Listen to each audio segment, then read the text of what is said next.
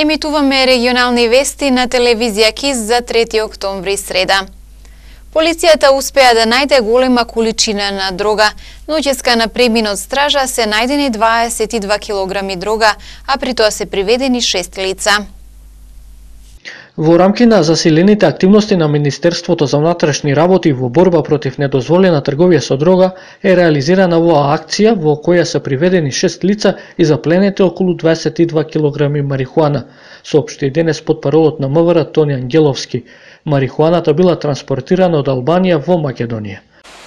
Во текот на изминатата ноќ, Министерството за внатрешни работи во рамки на засилените активности за сузбивање на недозволената трговија со дрога приведе 6 лица, а запленети се и околу 22 килограми марихуана, како и одредена количина кокаин. Имено на превој од стража запрени се 2 возила и при преглед на возилото Шкода Суперб во него се пронајдени 2 вреќи со марихуана. На лице место приведени се 3 лица, меѓу кои е организаторот на транспортот, КР, 29 години од Скопје, кој што е лице претходно осудувано за вакви дела и кој се бара по потерница затоа што избегал од казнено-поправниот дом Идризал. Веднаш се направени и претреси кај овие лица во Скопје, пронајдена и дополнителна количина марихуана, кокаин, куршуми, како и други предмети кои што се дадени на вештачење. Во истиот период преземени се активности и на подрачјето на Струга и Охрид и приведени се 3 лица поврзани со оваа група, кај кои исто така се пронајдени и парични средства од продажба на дрогата. Исто така се запленети 2 патнички автомобила, како и други предмети кои дополнително ќе се вештачат. По документирање на целиот случај, против сите овие лица ќе бидат поднесени кривични пријави, а лицето КР веќе е спроведено во казнено-поправниот дом на издржување на казната. Вчера вечер околу 22 часот избувнал пожар во канцеларијата на председателот на местната заедница на село Чегране. Огнот кој во меѓувреме се самоизгаснал го зафатил теписонот и прозорецот. Следуваат другите случувања од денешниот полициски билтен. Измамен гостиварец за околу 250 евра ги дал на непознато лице наводно за операција на неговата сопруга. Како што соопшти СВР Тетово, 60-годишен гостиварец вчера пријавил дека на улицата Илинденска во Гостивар околу 9 часот и 30 минути најпрво го пресретнало непознато лице, а набрзо му се доближило уште едно, наводно странец, и му побарало пари за операција на неговата сопруга.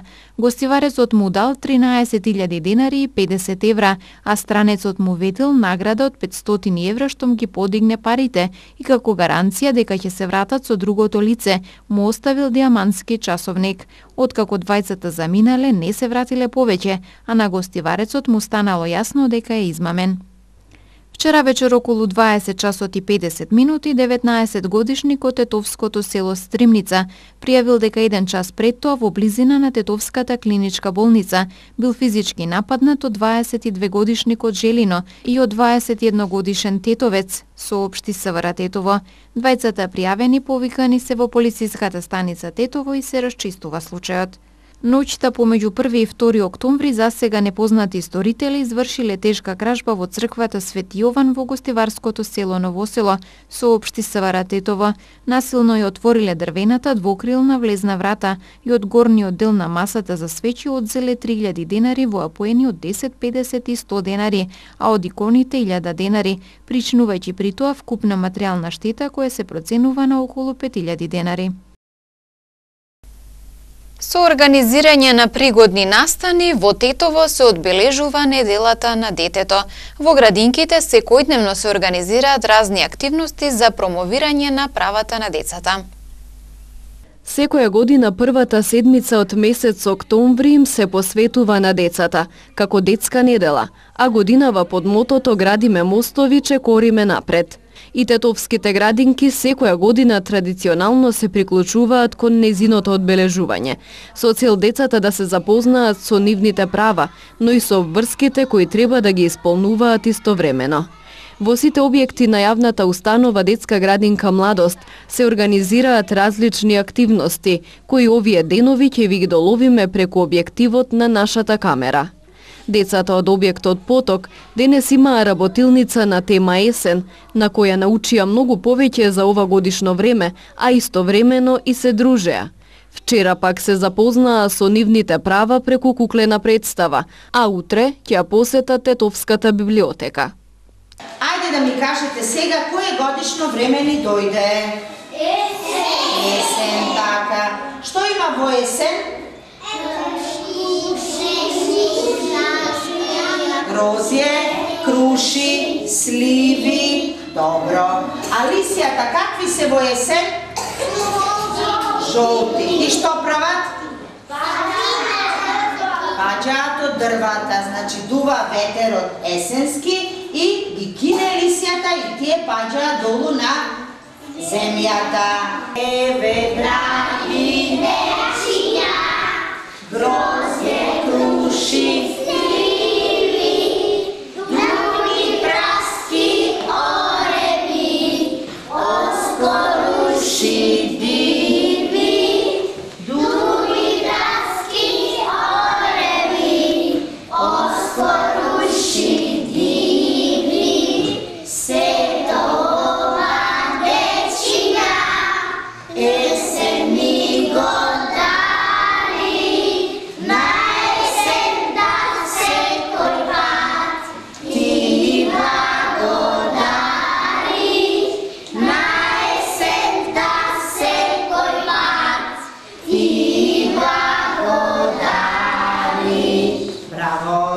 Генералното собрание на Обединетите нации на 20 ноември 1989 година донесе Конвенција за правата на детето.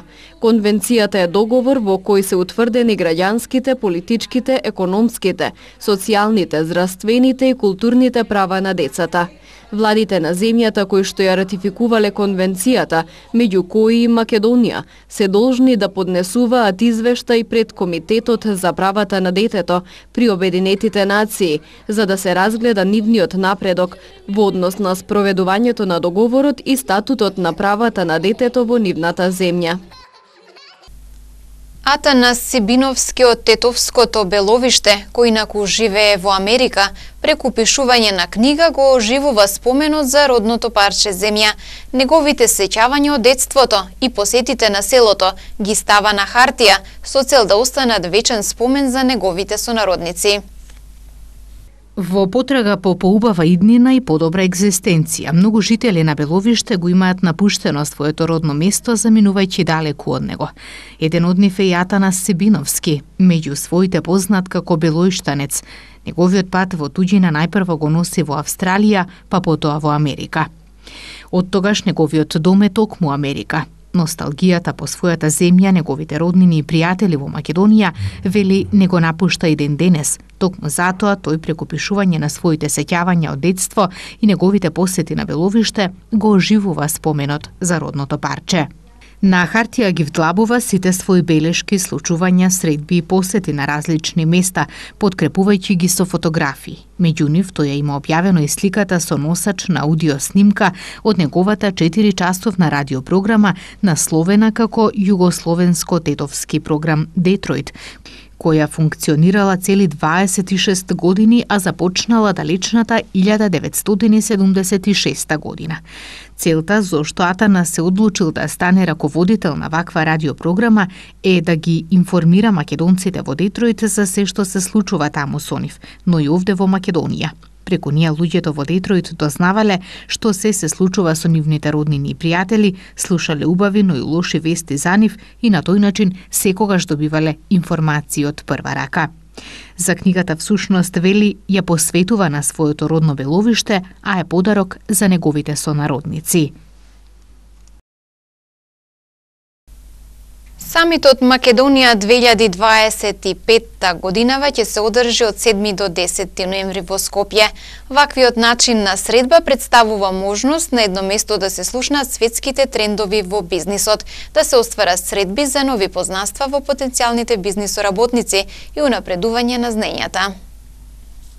Од 7 до 10 ноември во хотелот Мериот Скопје, меѓународната невладина организација Македонија 2025 по 7 пат ќе го организира годишниот самит Македонија 2025, динамична платформа за споделување на знаења од областа на бизнисот, економијата, технологијата, лидерството и иновациите.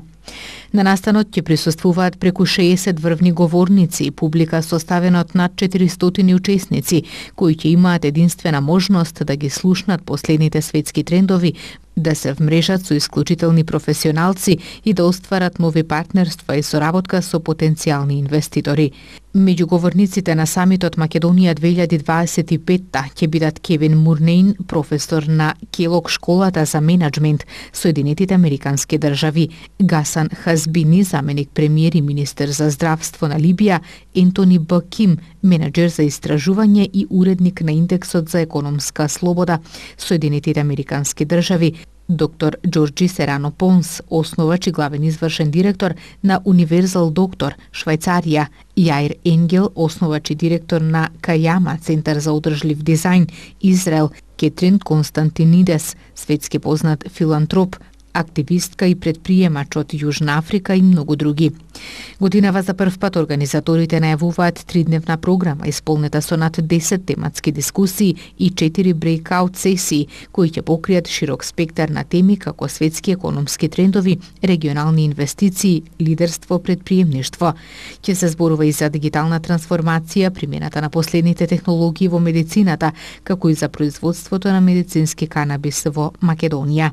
Посебен акцент ќе биде ставен на филантропијата и возвраќањето кон татковината преку добротворната гала вечер во чест на Џон Битов Постариот, прославувајќи 10 години од формирањето на организацијата и 7 години од самитот Македонија 2025. Редовната регистрација за самитот е отворена до 30 септември со поволности за мали и средни компании. Доцната регистрација започнува од 1 октомври 2018. Регистрирајте се на официјалната веб страна www.mk2025summit.com.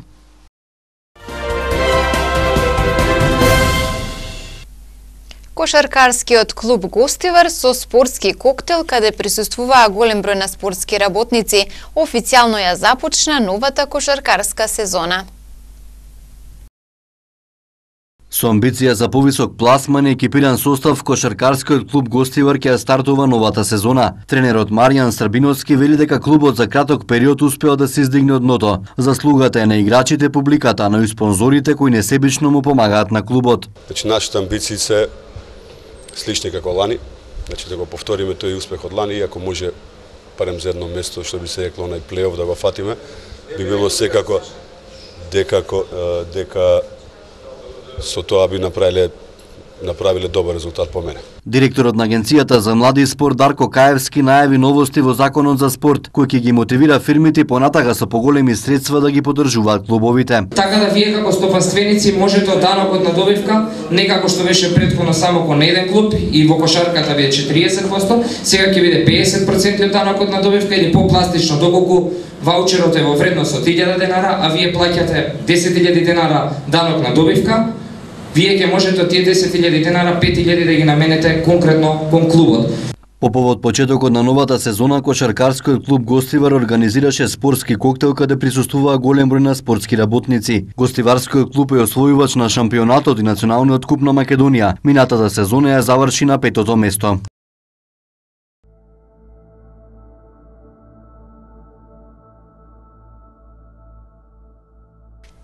Денес времето беше претежно сончево, дуаше слаб до умерен северен ветер. Утринската температура се движеше од 3 до 12 степени, а дневната од 17 до 21 степен.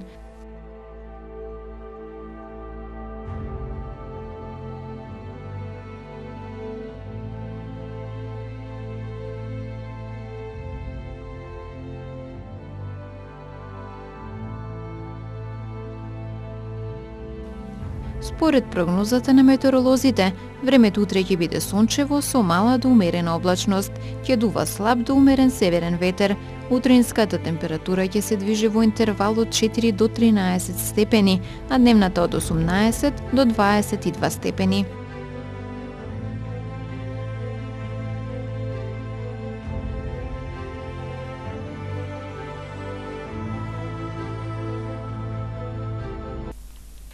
Временската прогноза беше последната содржина од денешните регионални вести. Пријатно!